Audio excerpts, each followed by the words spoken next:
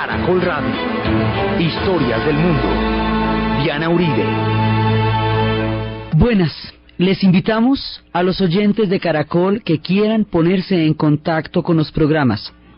Llamar al 245-9706, 245-9706 o escribir al email de auribe@hotmail.com o la página web www.dianarayauribe.com.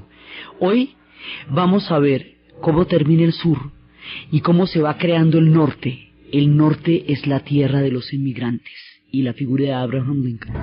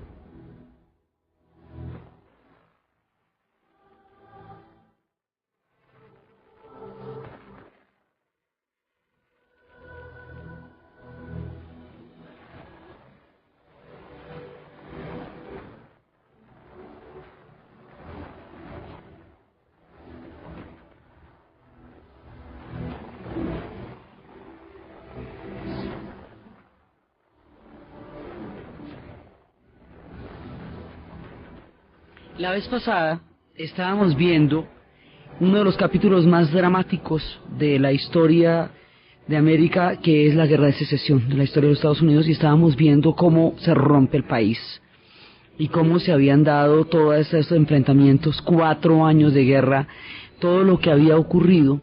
Y dentro de esto estábamos viendo una figura que va a tener una talla colosal. Es la figura de Abraham Lincoln. Este hombre, junto con George Washington, van a ser los dos referentes fundamentales del mundo, del imaginario histórico de los Estados Unidos. ¿Por qué? Porque resulta que George Washington primero fue el que mantuvo la cohesión, en el sentido en que él dio la idea de no tomarse el poder, de no eternizarse en el poder, de no utilizar su carisma y su papel en la historia para convertirse en un tirano. Y ahí dejó un precedente importantísimo. Tenía todas las condiciones como lo vimos en su momento y no lo hizo. Abraham Lincoln va a ser el hombre que impide que los Estados Unidos se fragmente y se vuelva un poco en naciones, y hace que el proyecto continúe aún con una guerra tan terrible como la Guerra de Secesión. Y ese es el chiste del hombre. Entonces, el asunto es que habíamos visto cómo Abraham Lincoln había dicho que el problema de la esclavitud era un problema moral, que no era un problema económico y no era un problema legal, que el hecho de que el famoso caso de Scott, que habiendo permanecido como esclavo al mando de un hombre que estuvo en el norte, reclamaba ser libre por el tiempo que pasó en el norte, y la corte ante la cual él presentó la reclamación y la demanda dijeron que él, como no era ciudadano ni nada porque era negro, no tenía ni siquiera derecho a una reclamación. Y a partir de este caso empieza a darse todo el debate del tema moral. O sea, ya venía desde muchas vertientes, pero este caso lo pone en el marco entre lo legal y lo moral. Entonces, Abraham Lincoln en primera instancia es el que plantea el tema ético de la esclavitud en términos políticos también, porque el tema religioso lo estaban dando los cuáqueros. Habíamos visto cómo el segundo despertar pone este terreno en el sentido de la conciencia humana, y cómo en el momento en que Abraham Lincoln es elegido presidente, los demócratas del sur, los demócratas tienen una gran mayoría en el sur de los Estados Unidos, y Lincoln va a ser republicano. Entonces los demócratas son los que llevaban toda la línea de la autonomía en la medida de lo posible, y que las enmiendas quedaran claras y que el sur tuviera autonomía, y Lincoln está montado en el tema de la unión. Entonces los demócratas están divididos. Lincoln va a subir al poder, y cuando sube al poder es que, como habíamos visto, que unos de ellos empiezan ya, digamos, a plantear el conflicto, porque dicen que se retiran de ahí, dicen que aquí ya no va a haber una conciliación con ellos. Habíamos visto cómo empezaba la guerra y cómo ya, digamos, cómo Lincoln mantiene todo el tiempo la idea de la unión. Él dice que la unión es que no se pueden independizar. Los sureños habíamos dicho que se querían independizar para mantener la esclavitud, y el norte dice no, ustedes no se pueden independizar y no pueden mantener la esclavitud. Ninguna de las dos pueden hacer, porque ni vamos a tolerar la esclavitud ni vamos a permitir que se independicen, porque si ustedes se independizan se rompe la unión, y la unión es el proyecto, no a cualquier costo, no al costo de la esclavitud, pero la unión es el proyecto. Entonces Lincoln es el que mantiene la idea de que la unión es el proyecto, y él sube como presidente.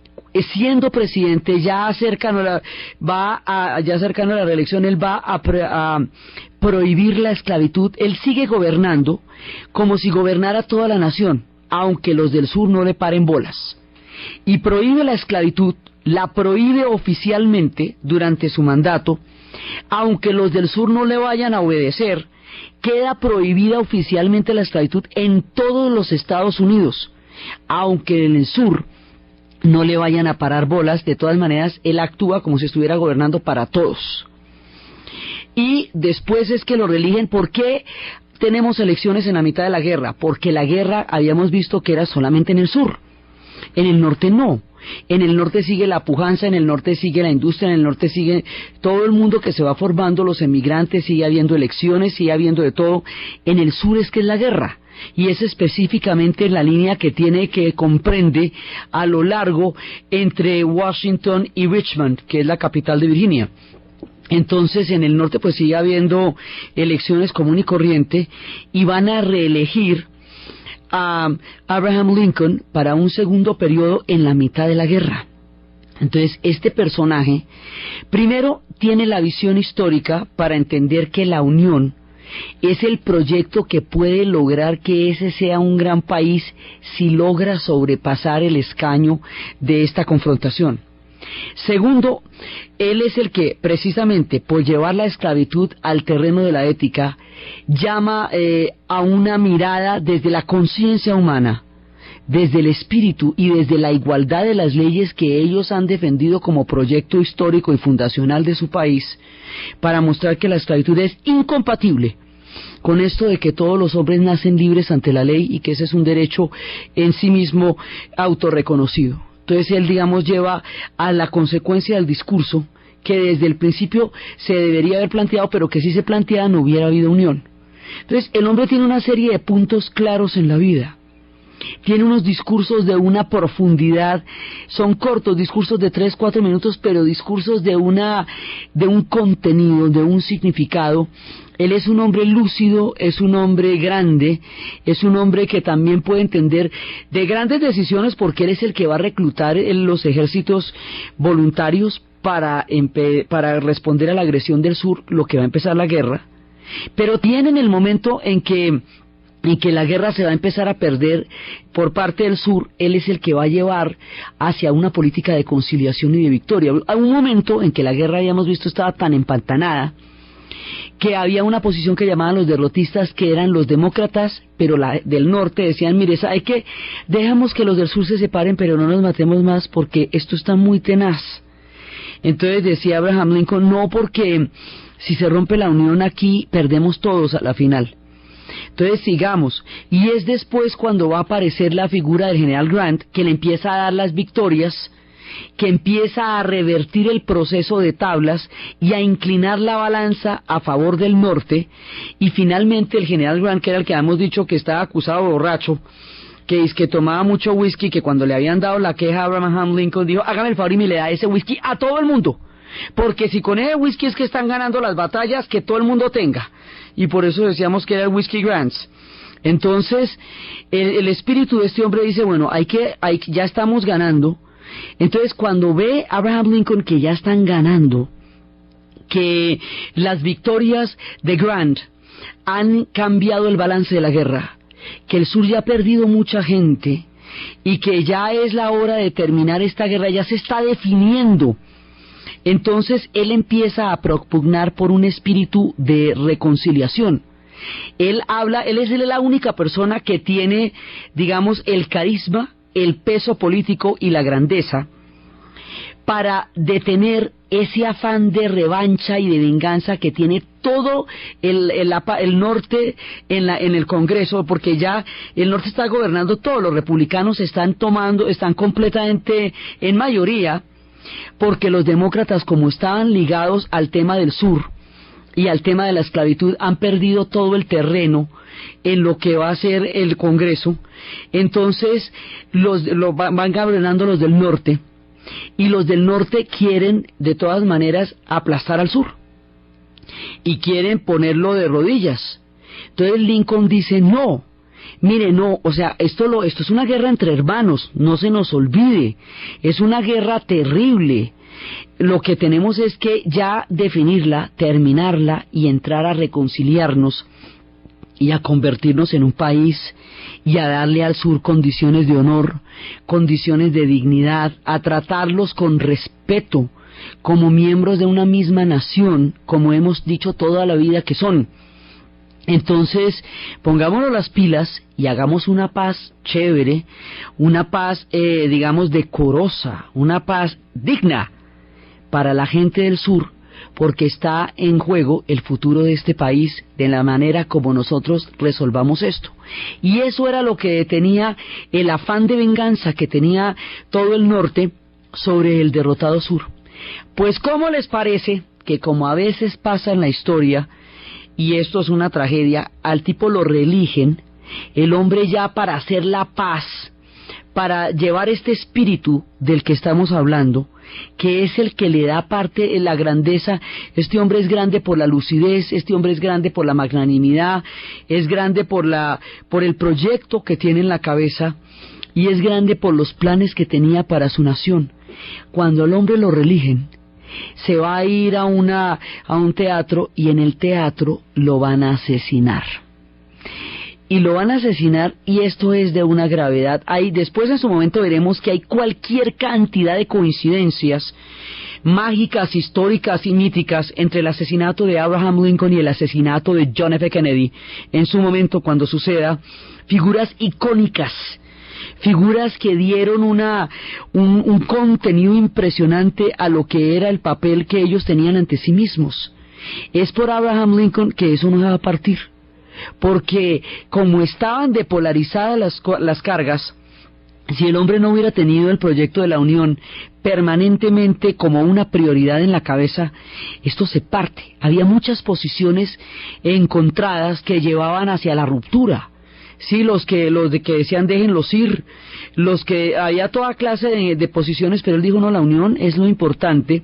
Es este hombre el que hace que de esta guerra salga un país y no 4 o 5, sí, porque eso hubiera podido pasar, se hubieran podido disolver, se hubieran podido convertir en otro poco de países o en 2 países diferentes y hubieran tenido una historia totalmente distinta a la que han tenido. Eso sigue ahí y sigue pegado porque este man estaba en la que tocaba cuando era en la jugada. De ahí la grandeza. Por eso es un personaje tan icónico, por eso es tan valioso para el imaginario de los Estados Unidos, porque el hombre es el que mantiene la nación unida.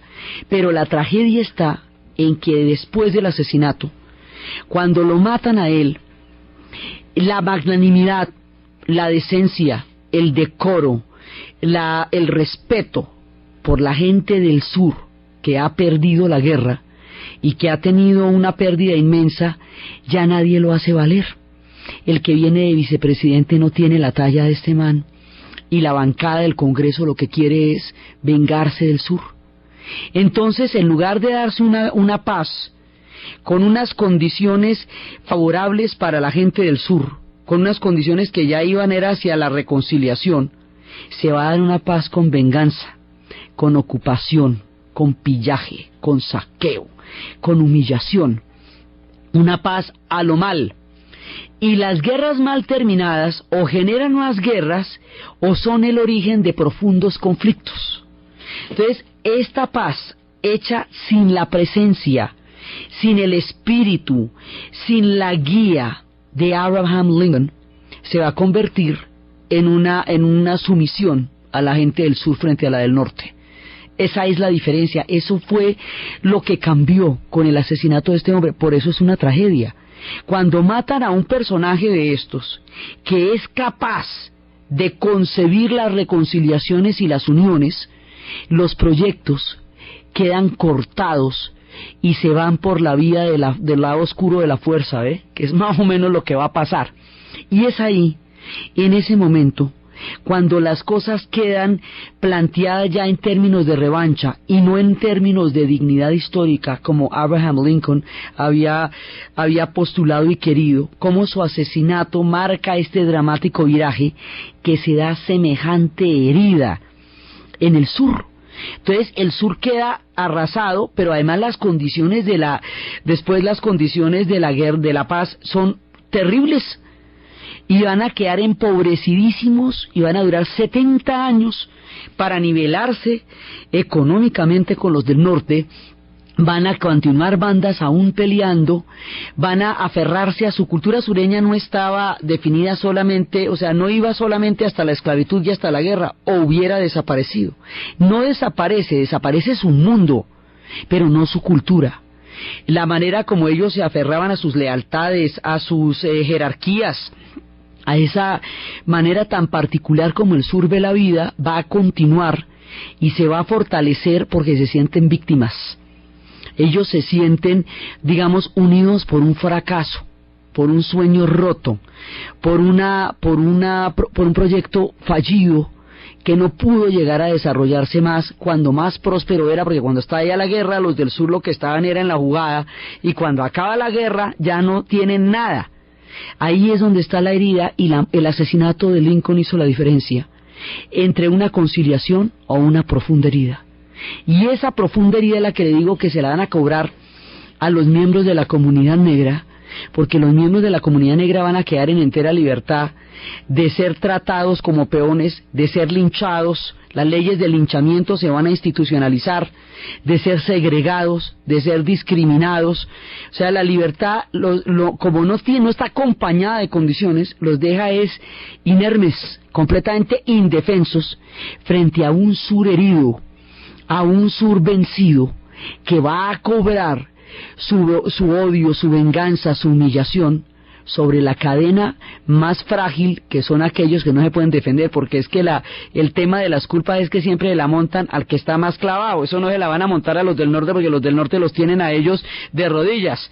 Se la van a montar a la comunidad negra, que no tiene condiciones para defenderse de semejante cobro, de semejante factura que le van a pasar a ellos. Entonces, la muerte de Abraham Lincoln lleva la sombra de la tragedia, y muchas generaciones tendrán que pasar antes de que esta herida se empiece a cerrar y antes de que se reconozcan como parte de un país con unas particularidades específicas de su cultura, pero como parte de su país psíquicamente, ¿me entiende? Ellos siempre van a sentir, durante mucho tiempo van a sentir que ellos quedaron ahí muy en contra de su voluntad y en contra de todo lo que pasó. Y siempre la cultura del sur va a ser diferente.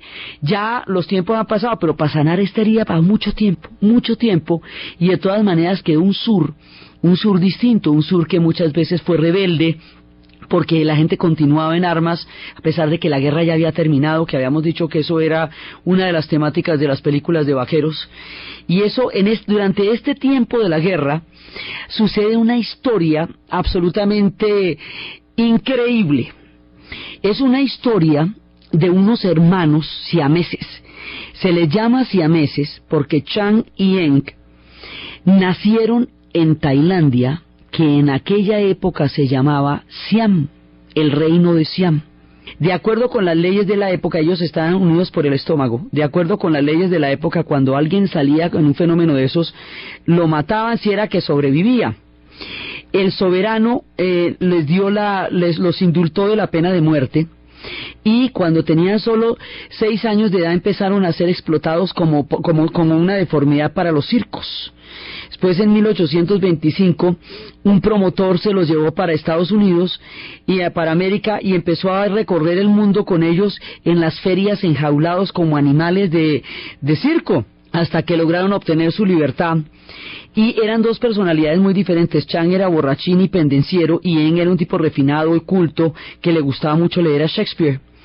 La idea es que ellos crecieron y vivieron toda clase de cosas terribles y lo superaron, y durante el tiempo de la guerra de secesión, cuando en el norte la vida continúa, eso sí sigue formando, sigue llegando gente.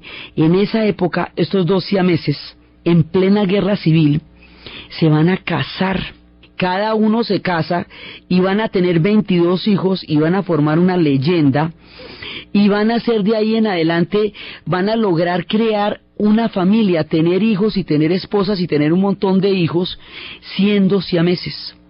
De ahí viene la palabra siamés, el concepto de alguien que nacen, de dos hermanos que nacen unidos por alguna parte del cuerpo, y son historias asombrosas que estaban pasando en el norte, mientras en el sur se despedazaban. En el norte la cosa continuaba común y corriente, y fue ahí cuando llegó la historia de los hermanos que venían de Tailandia, que como se llamaba en esa época el reino de Siam. Entonces, aquellos que nacen con esa particularidad se llaman siameses. Historia de la guerra de secesión. Entonces, siguen las cosas de esa manera, y el sur queda en unas condiciones absolutamente desfavorables, con un imaginario muy fuerte de lo que hubieran podido haber sido y no fueron. O sea, de un paraíso perdido, de un tiempo que ya pasó, de una hidalguía y de un abolengo que ellos consideraban muy importante, que ya no pueden vivir porque están completamente empobrecidos. Su música va a ser diferente, entonces como después. Su música es una representación de toda su geografía. Cantan canciones que van al Mississippi, desde aquella época hasta los tiempos futuros.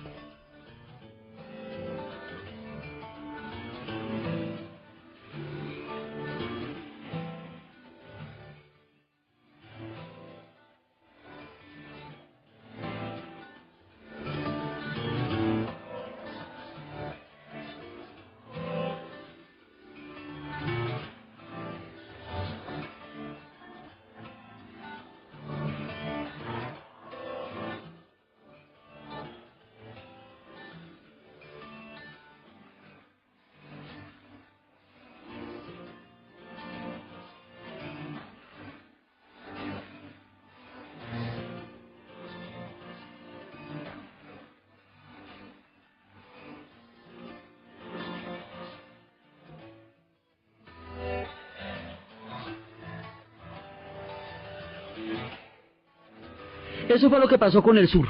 Y en el norte, ¿qué pasa en el norte? En el norte pasa lo siguiente. Resulta que en el norte hay un proyecto industrial. Están llegando millones de emigrantes. Esos emigrantes que vienen de las guerras, que vienen de toda la Europa explotada y empobrecida, no quieren ser obreros en las fábricas. Ellos quieren ser libres, quieren tener su propia tierra, quieren desarrollar sus propias actividades y su propio mundo. Entonces, el proyecto agrícola va a ser ilimitado. Ya hemos visto que las naciones indias están condenadas, ¿no? Porque se ha abierto una frontera inimaginable e inagotable, en el cual a todo el mundo se le está dando la posibilidad de llegar a poblar, a crear proyectos allá. Entonces, uno de los factores que más incidió en la derrota del sur fue el factor poblacional. La gente del sur se acabó en la guerra. La gente del norte se multiplicaba exponencialmente. Entonces eso hacía que el sur se fuera encogiendo mientras el norte avanzaba y avanzaba. ¿Por qué llegan tantos emigrantes? ¿De dónde vienen? ¿Y cómo es que esos emigrantes van a constituir el núcleo de la formación de la nación americana? Vienen de una Europa que se ha llevado mucho tiempo en guerras. Desde la época de las guerras napoleónicas. Las guerras napoleónicas suenan impresionantes cuando usted los ve sobre el ajedrez de la historia y ve los ejércitos de Napoleón avanzando, tratatín y turututún, pero si le llega a usted el ejército de Napoleón al pueblo, eso no es chévere, ¿me entiende? Eso sí es hartísimo, porque, o sea, que a usted le aparezca todo, o el ejército napoleónico le llegue al pueblo, o vengan los prusianos a perseguirlos, y usted en la mitad. Entonces mucha gente se va porque eso no es chévere. Por un lado, terminadas las guerras napoleónicas, vienen las revoluciones románticas por la formación de los estados nacionales. Eso también genera un flujo de migración. Después de las guerras viene el hambre, los campos empobrecidos, la gente reclutada en ejércitos para arriba y para abajo. Entonces la vida se hace insostenible para mucha gente. La formación de los estados da lugar a conflictos gigantescos. Y cada uno de estos conflictos va a desarrollar una oleada de migrantes. Entonces, conflictos por la formación de estados nacionales, conflictos por la supresión, o sea, por condiciones de sometimiento. Y en ese momento, cada uno de estos pueblos está viviendo su propio viacrucis, su propia historia terrible. Y esas historias terribles hacen que haya un lugar en donde usted puede tener paz, en donde usted puede tener comida y en donde usted puede tener oportunidades. Empieza a formarse un imaginario alrededor de ese lugar que es casi un mito. A partir de este momento del relato se va a llamar América. Entonces todo el mundo tiene que ir a hacer la América, porque es el único lugar a donde la gente puede ir, y es ahí cuando empieza a desarrollarse ese imaginario del mito americano como una tierra de oportunidades. Habíamos visto que las comunidades negras no están dentro del plan de las tierras de oportunidades porque ellos eran libres en África y allá fueron llevados como esclavos. Eso lo aclaramos en su momento. Aparte de las comunidades negras, todos los demás van a buscar la tierra de las oportunidades. Entonces, mientras está dándose este clima cósmico, por decirlo así, estalla una tragedia en Irlanda terrible y se desocupa el país.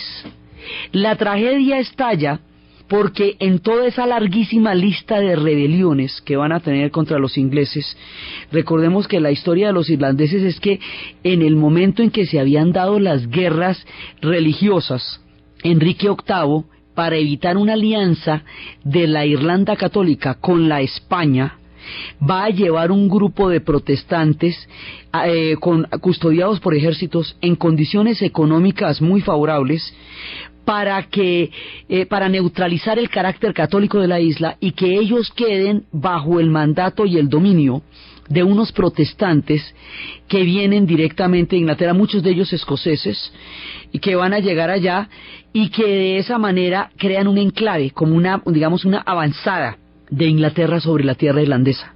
Y esto va a generar unos conflictos muy grandes. Y finalmente en una batalla, que es la famosa batalla de Boyne en 1603, ya en tiempos de Isabel I, los católicos van a perder la batalla y los protestantes van a llegar a ejercer el poder en la isla, y ahí para adelante vienen rebeliones. Cromwell va a hacer las cosas mucho más difíciles, va a declarar a los irlandeses ilegales, a los católicos en su propia isla. Entonces eso se va a volver muy complicado, y las cosas se han ido poniendo más y más ásperas, hasta que llega una cosa que va a ser insuperable para ellos, y es el momento en que la cosecha de patata se va a podrir por un hongo, y la cosecha, cuando se va a podrir toda, va a generar el hambre. Pero el hambre es la hambruna más impresionante. ¿Por qué? Porque es que resulta que la leche, los huevos, la carne, todo eso lo tenían que exportar para Inglaterra. Ellos solamente podían consumir la patata. Eran condiciones coloniales terribles las que tenían los irlandeses en su momento. Así que cuando la patata se pudre, Irlanda muere de hambre. Y cuando Irlanda se muere de hambre, esto lo llaman ellos la hambruna, the famine, y es una de las cosas más miedosas. Inglaterra se queda mirándola morir de hambre. Y al mirarla morir de hambre, y al ver que Europa no la ayuda, que nadie le da la mano, que en las aldeas escogen el que aún puede caminar para que vaya a la aldea de al lado a pedir ayuda, solo para encontrarse que en la aldea de al lado también se están muriendo de hambre. Y esto va a generar una tragedia demográfica, va a morir muchísima gente de física hambre, y además los que quedan, los que se pueden mover, se van. Irlanda tenía 8,5 millones de habitantes cuando empezó la hambruna. Cuando ya termina este capítulo, 4,5 emigraron, 4,5 millones de irlandeses. De los 8 que había, se van para los Estados Unidos y otros van para Australia, pero fundamentalmente para los Estados Unidos. Los de Australia además los habían ido llevando como prisioneros a la prisión de Nueva Gales del Sur. Entonces van a llegar a los Estados Unidos millones. Los barcos empiezan a bajar de precio. Los pasajes para ir a la América se van haciendo cada vez más accesibles. Europa expulsa a su gente. La vida no es viable en el lugar donde nacieron. Se tienen que ir. ¿Qué buscaban los emigrantes que se montaron en esos barcos y llegaron a la isla Ellis? Lo mismo que buscan los emigrantes que hoy salen de todas partes de la tierra: comida, paz, tranquilidad. ¿De qué huyen? De lo mismo que huyen hoy los emigrantes, de la guerra y del hambre. Solo que en ese momento había una política de frontera abierta, y ahora hay una frontera de muros altos. Hay una frontera de papeles, muros de papeles y de alambradas. Impiden que los emigrantes de hoy tengan el derecho a buscar una vida mejor, que sí tuvieron todos ellos durante el siglo XIX. Salen en los barcos en millones los irlandeses huyendo del hambre.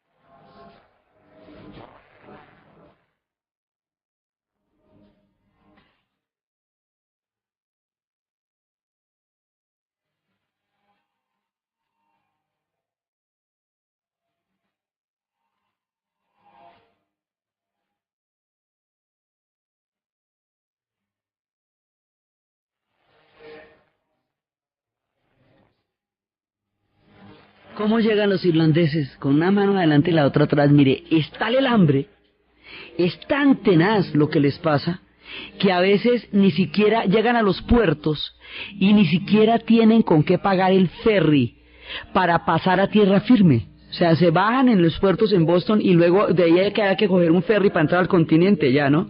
No tenían ni para eso. O sea, se bajan de los barcos y quedan tirados ahí, en el puerto, sin zapatos, ¿me entienden? Muertos de hambre, a ver qué pasa. No tienen nada que perder. O sea, todo lo han perdido. El hambre los sacó de allá. Y empiezan a llegar y a llegar así oleadas. Estos irlandeses van a ser importantísimos en la formación del imaginario histórico de los Estados Unidos. Y aquí se empieza a dar una cosa que ellos llaman the melting pot, que es una especie, se traduciría como el caldero, donde se van fusionando todos los pueblos y las identidades. Entonces, estos irlandeses son importantísimos en toda la historia. Incluso en la guerra de secesión hubo irlandeses peleando por el norte, que los del sur decían, pero ¿cómo que los irlandeses van a pelear por el norte si ellos son rebeldes también? Pero ellos son rebeldes pero no esclavistas. Eso sí, mejor dicho, no, porque pues la tienen muy dura también de donde vienen. Entonces los irlandeses van a ser importantísimos. Y van huyendo de todos lados, gente que va viniendo de todas partes. Los italianos, durante la formación del Estado Nacional Italiano, el sur pierde, va a quedar en condiciones muy graves. Nápoles va a quedar muy mal, y Sicilia va a quedar en unas condiciones deplorables. Eso va a hacer que también alrededor de 1 millón de italianos se monten en los barcos y vayan llegando a los Estados Unidos. Estos son católicos, los irlandeses son católicos, los italianos son católicos, pero ya no son proyectos papales, como los proyectos de Francia en la época de las guerras religiosas, como los proyectos de Enrique VIII con España, no. Es pura gente muerta de hambre que tiene una religión católica. Entonces ahí ya no, esto ya no va a reñir, digamos, con el carácter protestante de la nación americana, porque ellos no vienen a imponer su religión, vienen es con esa fe, simplemente. Entonces no paga nada, hágale pues y siga, y van llegando, llegan a la isla Ellis, y en la isla Ellis es donde tienen que cumplir una cuarentena. O sea, usted llega y lo primero que hacen es tienen que entrar en cuarentena para ver que no haya epidemias y cosas de esas, y por eso los van a tener allá en la isla Ellis durante un tiempo. Y es allá cuando empiezan a llegar todos estos pueblos, allá están en cuarentena, y hay muchas películas sobre esto. Entonces una de las películas se llama La leyenda del pianista en el océano, basada en una novela de Alessandro Barocco que se llamaba 1900, y era de un hombre que nunca salió de un barco. En una de esas oleadas lo dejaron en el barco cuando bebé y en el barco lo criaron, y él decía que él siempre miraba en la cara de alguien quién iba a ser el primero que viera la Estatua de la Libertad y gritara que habían llegado a la América. En esos barcos también llega gente huyendo de muchas cosas. Los de Sicilia tienen el problema de que esa isla la invadió todo el mundo, y como la invadió todo el mundo, entonces ellos tuvieron que crear una resistencia, un código secreto, una manera de vivir allá en la cual nadie más que no fuera siciliano entendería de qué estaban hablando. Cuando la invasión de los franceses, cuentan una de las versiones que habían asesinado a una novia cuando se iban a casar, y que eso había desatado una furia tan grande que van a crear una sigla que sería Muerte a la Francia Italiana, la mafia, que sería, digamos, eso es originalmente, esto es una defensa de un pueblo asolado por las invasiones de todos los europeos, muchas veces sometido, que crea una cultura clandestina para poder sobrevivir. La gente de ahí se muere de hambre, muriéndose de hambre le tienen que ir a América. Cuando llegan a América llegan indefensos, como este niño Vito Andolini, que le cambian el nombre y le ponen Corleone en el relato de Mario Puzo de lo que sería El Padrino. Más adelante, esta gente, cuando exista la prohibición del alcohol, van a desarrollar un poder ilegal en las calles de los Estados Unidos. Los italianos son 1 millón, no, o sea, los italianos no son mafiosos, sino que dentro de ese grupo hubo una particularidad que desató ese fenómeno en los Estados Unidos. Los italianos son emigrantes, y aquí en la cultura de los emigrantes pasa una cosa, y es que cada una de estas migraciones se ve rechazada o se ve discriminada por la que llegó antes. Entonces le ponen a cada una de ellas una sigla. A los italianos se les decía, ellos tenían un letrero que decía sin papeles, without papers, WOP, W-O-P, para que no tuvieran problemas con las autoridades, porque es que era muchísima gente mientras regularizaban una migración de ese tamaño. Entonces se les dice WOP para molestarles la vida. A cada uno le van poniendo un mote, una forma de discriminarlos. Cuando llegue nuestro turno, lleguen los latinos, se les va a llamar Speaks, por la fonética de nuestro idioma, porque les suena diferente a ellos. Sí, y así tienen una manerita de decirse en los bares, como para agarrarse a golpes, porque es una forma de discriminación. Digamos, esto no es un proceso transparente, eso es difícil. Lo van a lograr y van a ser un país de ahí, pero no va a ser fácil. Los italianos llegan en unas condiciones paupérrimas, y en esas condiciones llega un poco de gente asolada de las invasiones, y ahí es cuando nos cuentan en El Padrino segunda parte, que es lo que interpreta Robert De Niro, cómo era la llegada de estos italianos a la isla Ellis y luego a la entrada.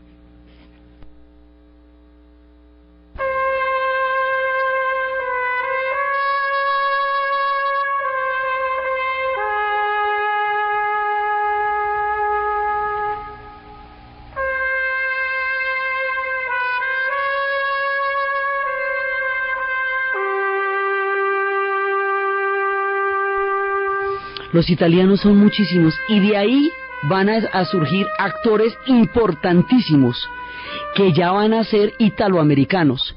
De ahí más adelante va a surgir gente de la talla de Robert De Niro, de Al Pacino, de Joe Bellucci, Danny Aiello, o sea, una parte fundamental de los actores son de origen italoamericano. Y van a aportar muchas cosas a la nación americana, entre otras cosas, la comida. O sea, eso va a ser ya un rasgo fundamental. Van a estar con ellos a la hora de la Segunda Guerra Mundial, van a pactar con ellos, o sea, van a tener una importancia fundamental. Uno de los capítulos, pero no es el que los define, ni eso se aplica para toda la nación italiana, ni muchísimo menos, es el capítulo de ese grupo de defensa que en la época de prohibición del alcohol se va a volver la mafia, y que fue llevado a la literatura por la novela de Mario Puzo y al cine por las 3 películas de Francis Ford Coppola, que toman el punto de partida de las migraciones a la isla Ellis. Pero el italiano común y corriente es un ser que llega en condiciones desesperadas, condiciones de hambre, a buscar empleo, lo mismo que los irlandeses. Por eso era que en los mundiales el partido más importante para ellos era el partido Italia-Irlanda, era más importante que la final, porque ese era el partido que definía las madres patrias. Van llegando los italianos. De las persecuciones que llamamos pogroms a las comunidades judías en Rusia, que se ven retratados en El violinista en el tejado, de todas esas historias sale una gran migración judía. Son varias oleadas, pero una oleada llega en el siglo XIX, que van huyendo de las matanzas. Ellos también van a llegar allá, pero la diferencia es que las comunidades judías en Estados Unidos se van a integrar, digamos, van a tener una vida articulada y tranquila, no van a tener una vida de gueto como les pasa en el resto de Europa. Sus sinagogas no van a ser un lugar restringido de una pequeña comunidad, sino que van a ser una iglesia más, porque no es que cada uno va llegando con su fe. Los católicos ponen sus iglesias, hágale, póngala. Los judíos ponen sus sinagogas, póngala también. Y en eso consiste esto del caldero, que todo el mundo allá va a poder desarrollar su cuento, pero a la final va a poder crear una identidad nueva. Entonces llegan los judíos.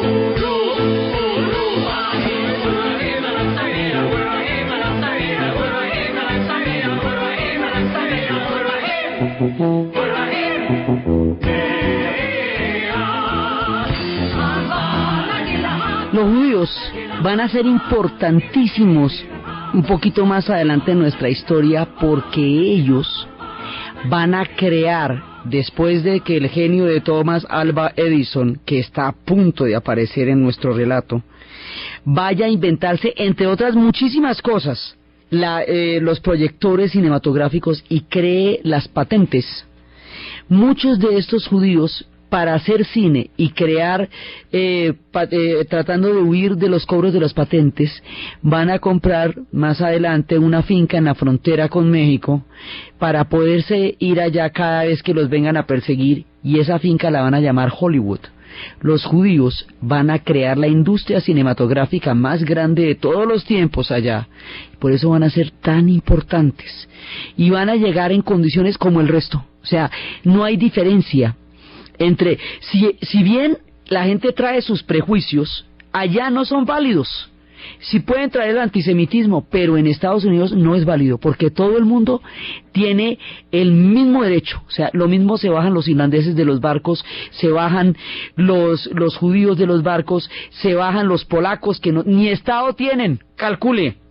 Se van a bajar los alemanes, menos, esos no son estados sino un poco de reinos y ejércitos que los van reclutando para como mercenarios y para todas las tropas y todo allá no hay, eso no, todavía no existe, solamente va a existir hasta 1878 en procesos durísimos de guerras para la formación del Estado alemán. Allá llegan los alemanes, allá van a llegar los suecos. Los suecos huyendo de la hambruna. ¿Se acuerda cuando estábamos en la serie de Escandinavia que hay un momento en que Suecia tiene un hambre terrible, terrible, que habíamos contado la historia de Pele el Conquistador, la película, una de las películas más tristes jamás filmadas, con Max von Sydow? Ellos van a llegar y este pequeño Pele, el único que se puede salvar. Entonces el pequeño Pele se va para América en un barco como puede. Historias de migrantes son epopeyas. Van a ver una que se llama Los Emigrantes con Lee Bullman. Esa es dirigida por Ingmar Bergman y es con Lee Bullman y Max von Sydow. Generaciones de migrantes para llegar a contar esas historias. Las películas de migrantes son miles. Avalon es otra de las historias de los emigrantes que van llegando allá, porque Europa estalla en conflictos. En ese momento es un continente en plena ebullición, es un continente lleno de guerras, de hambres. Es en ese momento los europeos están llevadísimos y la gente se va para allá. Por eso nosotros pensamos en los europeos como pueblos boyantes. Eso sucede en la segunda mitad del siglo XX. En el siglo XIX se desocupan. Entre mediados y finales del siglo XIX y comienzos del siglo XX, 40 millones de emigrantes van a llegar a América, sur y norte, porque también esta es la época en que Buenos Aires se va a convertir en una gran capital y va a pasar de tener 400.000 habitantes a 4 millones. Llegan las migraciones, las oleadas, llegan los griegos, huyendo de la disolución del Imperio Otomano, de las guerras de independencia contra Turquía, de toda esa época desde 1830 a 1890, una cantidad de guerras que ellos tienen contra los turcos, que también los vimos cuando estábamos en las tierras de Turquía y en las tierras de Grecia. Llegan ellos en grandes cantidades, huyendo de la disolución de un mundo, de las independencias, de los repartos, de las nuevas soberanías, pero de los conflictos tan grandes que se están haciendo en esa época. De allá llegan los griegos también.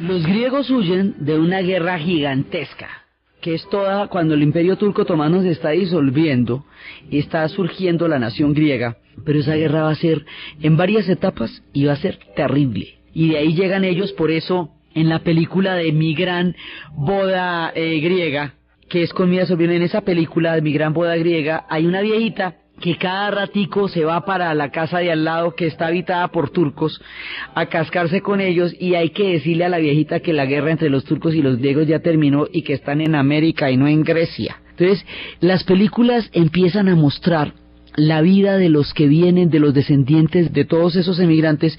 Van a terminar por volverse americanos 2 o 3 generaciones después. O sea, la fusión de estos va a crear un país. Pero son muchos dolores los que van a poblar esa tierra. Hace rato que los escoceses fueron reventados en la Highland. La gente de las tierras altas va a sufrir una derrota terrible y van a quedar sin tierras y en el sometimiento. Eso había sucedido desde tiempo atrás, pero una gran migración escocesa va a llegar allá durante un larguísimo periodo de tiempo. Los irlandeses son los que tienen los apellidos que empiezan por la O y un apóstrofe, O'Donnell, O'Connelly, O'Meara, ¿sí? Mientras que los escoceses son los que tienen la M y la C, McIntyre, MacLeod, MacDonalds, todos ellos son escoceses y van a formar también una parte importante de toda esta olla, de todo este caldero que se está revolviendo para formar una nación que es la fusión de todos los emigrantes. Llegan los escoceses.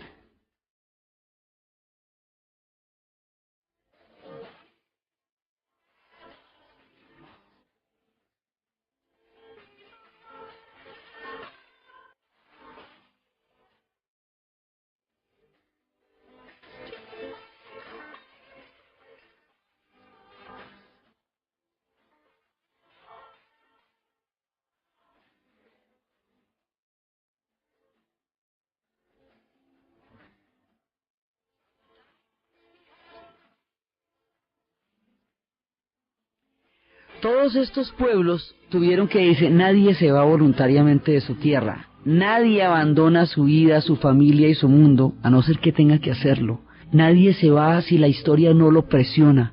Toda esta gente se va porque su mundo se volvió inhabitable. Pero tuvieron la oportunidad de hacerlo y tuvieron a dónde llegar.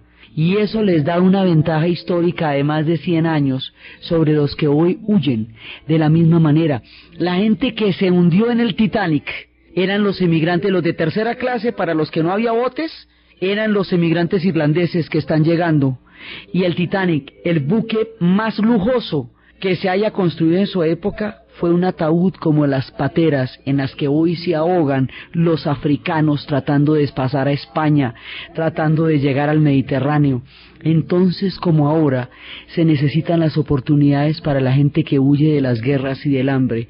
Esta gente la tuvo y creó una nación. El mundo ahora está lleno de muros y de papeles. Con la llegada de las migraciones, se van a crear una cantidad de necesidades. Va a haber que inventar un mundo, porque un mundo nuevo está llegando. Esto de inventar un mundo y las otras oleadas de migraciones que van a llegar, van a dar un carácter al norte que eventualmente va a tomar toda la nación y va a llevar a un nuevo ciclo completamente diferente que se llama el ciclo de los empresarios inventores. Entonces, una cantidad de gente va a desarrollar iniciativas para dar abasto con todas estas necesidades que se están dando a una gran escala. Y dentro de esas iniciativas eso va a aparecer, se va a inventar lo que son los empresarios inventores. La bombilla eléctrica, la corriente alterna, el teléfono, el telégrafo, un ciclo impresionante de inventos. Van a moldear el mundo de la sociedad industrial del norte. Las historias de esos hombres, de Thomas Alva Edison, de Alexander Graham Bell, de todos aquellos que fueron inventando un mundo para toda esta gente que llegaba, es lo que vamos a ver en el siguiente programa. Entonces, desde los espacios de la amarga derrota del sur, de las terribles consecuencias que eso tuvo para la comunidad negra, de la grandeza de Abraham Lincoln, de los barcos que van partiendo de los puertos para nunca retornar con sus habitantes sino hasta otras tierras, a la llegada a la isla Ellis, desde la mirada de la Estatua de la Libertad que se ve desde los barcos, desde la bajada a los puertos, desde la llegada a otra cultura, a otro mundo, en la travesía del mar, la esperanza que los aguarda, el hambre que los empuja, la guerra que los sacó y un nuevo mundo que se está formando en las oleadas que se llegan de los barcos. En la narración, Diana Uribe, en la producción, Jessy Rodríguez, y para ustedes feliz fin de semana.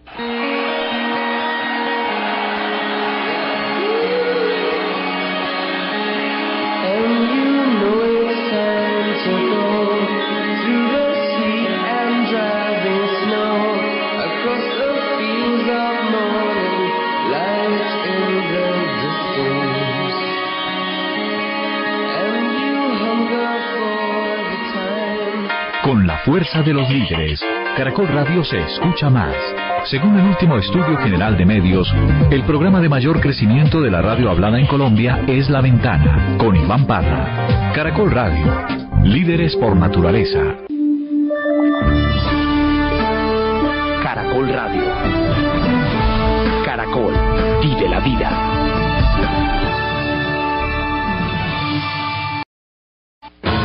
Caracol Radio. Historias del mundo. Diana Uribe. Buenas, les invitamos a los oyentes de Caracol que quieran ponerse en contacto con los programas.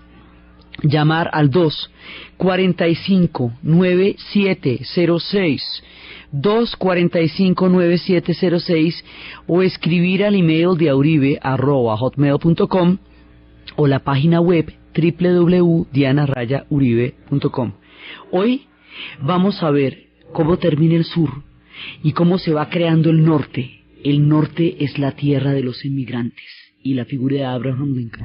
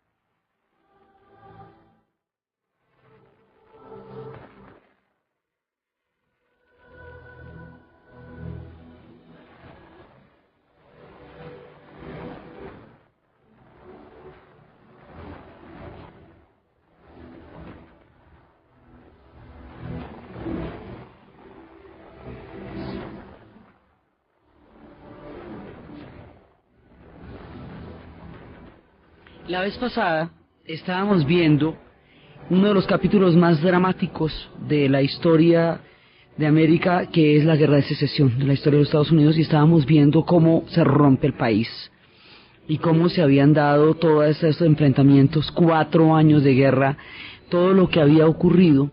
Y dentro de esto estábamos viendo una figura que va a tener una talla colosal. Es la figura de Abraham Lincoln.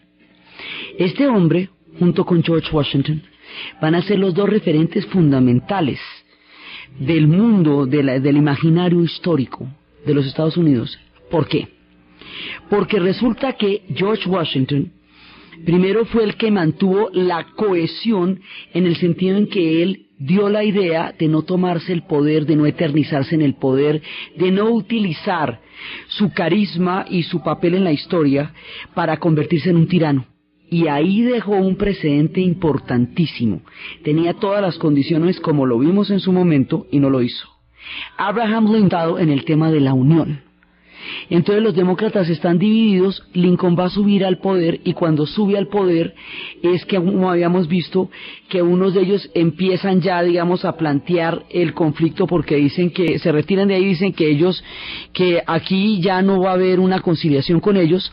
Habíamos visto cómo empezaba la guerra y cómo ya, digamos, cómo Lincoln mantiene todo el tiempo la idea de la unión. Él dice que la unión es que no se pueden independizar. Los sureños habíamos dicho que se querían independizar para mantener la esclavitud. Y el norte dice, no, ustedes no se pueden independizar y no pueden mantener la esclavitud. Ninguna de las dos pueden hacer. Porque ni vamos a tolerar la esclavitud, ni vamos a permitir que se independicen, porque si ustedes se independizan se rompe la unión. Y la unión es el proyecto. No a cualquier costo. No al costo de la esclavitud, pero la unión es el proyecto. Entonces, Lincoln es el que mantiene la idea de que la unión es el proyecto. Y él sube como presidente, siendo presidente, ya cercano a la reelección, él va a prohibir la esclavitud. Él sigue gobernando como si gobernara toda la nación, aunque los del sur no le paren bolas. Y prohíbe la esclavitud, la prohíbe oficialmente durante su mandato. Aunque los del sur no le vayan a obedecer, queda prohibida oficialmente la esclavitud en todos los Estados Unidos. Aunque en el sur no le vayan a parar bolas, de todas maneras él actúa como si estuviera gobernando para todos.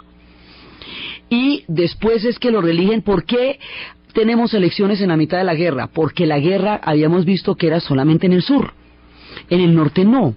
En el norte sigue la pujanza, en el norte sigue la industria, en el norte sigue todo el mundo que se va formando, los emigrantes, sigue habiendo elecciones, sigue habiendo de todo.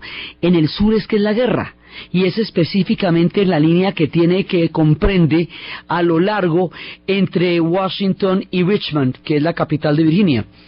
Entonces en el norte pues sigue habiendo elecciones común y corriente, y van a reelegir a Abraham Lincoln para un segundo periodo en la mitad de la guerra.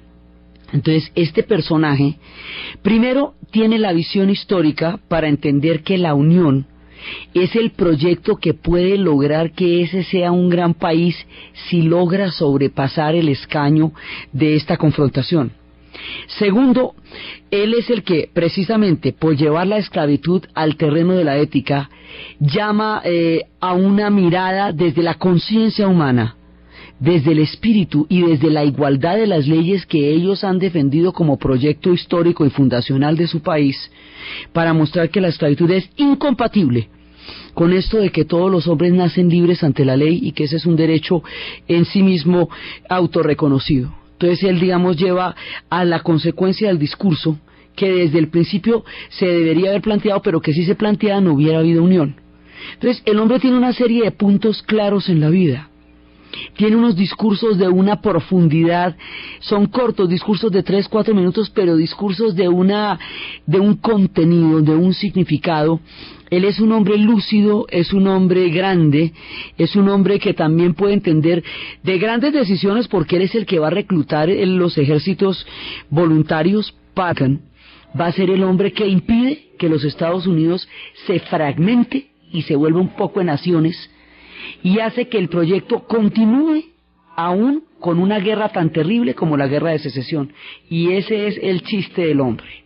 Entonces, el asunto es que habíamos visto cómo Abraham Lincoln había dicho que el problema de la esclavitud era un problema moral, que no era un problema económico y no era un problema legal, que el hecho de que el famoso caso de Scott, que habiendo permanecido como esclavo al mando de un hombre que estuvo en el norte, reclamaba ser libre por el tiempo que pasó en el norte, y la corte ante la cual él presentó la reclamación y la demanda dijeron que él, como no era ciudadano ni nada porque era negro, no tenía ni siquiera derecho a una reclamación, y a partir de este caso empieza a darse todo el debate del tema moral. O sea, ya venía desde muchas vertientes, pero este caso lo pone en el marco entre lo legal y lo moral.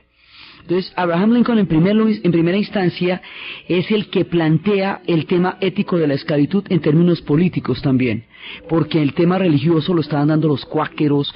Habíamos visto cómo el segundo despertar pone este terreno en el sentido de la conciencia humana, y cómo en el momento en que Abraham Lincoln es elegido presidente, los demócratas del sur, los demócratas tienen una gran mayoría en el sur de los Estados Unidos, y Lincoln va a ser republicano.